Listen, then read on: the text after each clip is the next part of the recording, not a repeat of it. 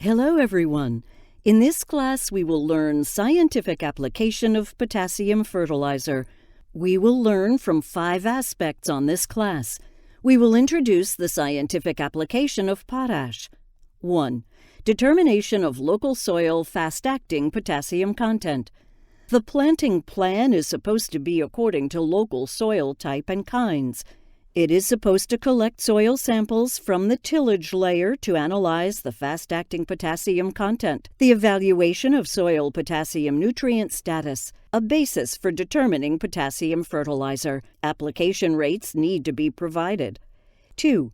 You need to have a command of the nature and application points of common local potassium fertilizer types, according to the potassium fertilizer species commonly used in local production. Sample. You should familiarize yourself with their properties and application points. 3. Scientific application of potassium fertilizers according to plant characteristics. 1. Plant species. Potassium fertilizers should be applied as a priority to potassium-loving crops with high potassium requirements. However, as to plants such as grasses and cereals or grassy forages, it is not effective. The fertility period. Generally speaking, seedlings are more sensitive to potassium. The maximum potassium requirement of cotton is at the bud to maturity stage, with grapes at early berry coloration. Rice, short-stalked, high-yielding varieties are more sensitive to potassium than tall-stalked varieties, and Japonica rice is more sensitive than Indica one, and hybrid rice is better than conventional one. 4. Scientific application of potassium fertilizer according to soil conditions. 1. Soil potassium supply level. Potassium fertilizer should be applied as a priority to potassium-deficient areas and soils.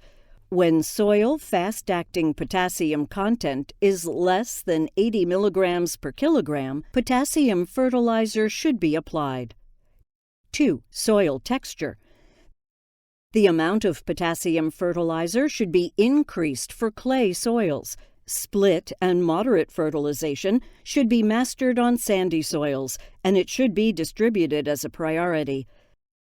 Besides, it also should be applied in sandy soils that are deficient in potassium. 5. Scientific application methods. Only on the basis of an adequate supply of nitrogen and phosphorus nutrients, potassium fertilizer can work better. Therefore, it should be applied in combination with organic, nitrogen, and phosphorus fertilizers, and it should be applied deeply, early, and relatively concentrated. Base fertilizer should be applied in a large amount. Early application of fertilizer, depending on the seedling, is suitable for soils with poor fertility retention. Potassium fertilizer should be applied both as a base fertilizer and top dressing, depending on the seedling. That's all. Thank you.